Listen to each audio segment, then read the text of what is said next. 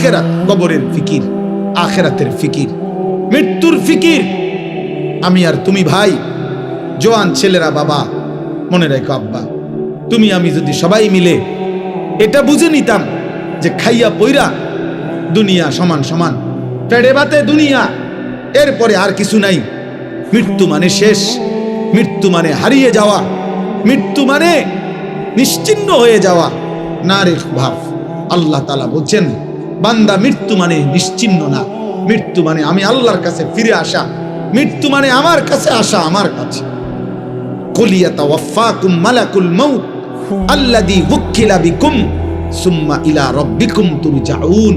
আল্লাহ কোরআনে বলেন, হে নবী আপনি বলে দেন তোমাদের সকলকে আমি আল্লাহর পক্ষ থেকে নির্ধারিত ফেরেশতা মালাকুল মউত আজরাইল তোমাদের মৃত্যু ঘটাবেন এবং অতঃপর তোমরা সকলেই ইলা রাব্বিকুম তুরজাউন, তোমাদের রবের কাছেই ফিরবে। মৃত্যু মানে হারিয়ে যাওয়া না, মৃত্যু মানে আল্লাহর কাছে ফিরে যাওয়া।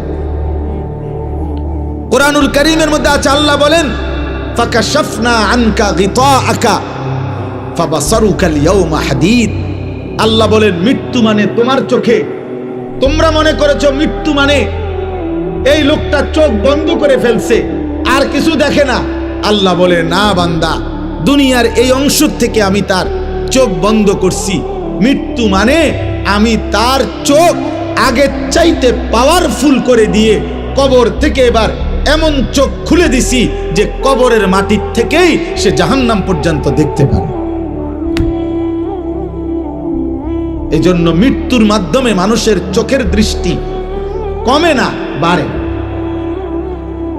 ফাবাসারুকাল ইয়াওমা হাদীদ, আজ তোমার চোখের দৃষ্টি আল্লাহ বলছে মৃত্যুর পরে আরো তীক্ষ্ণ, আরো বেড়ে গেল, বেড়ে গেল। এখন তো আমি আধা কিলো দেখি না, কিন্তু মৃত্যুর পরে চোখ বন্ধ করার পরে দুনিয়া থেকে কবরে গেলেই মানুষ কবর থেকে এই চোখ দিয়েই জান্নাত কিংবা জাহান্নাম সরাসরি দেখবে।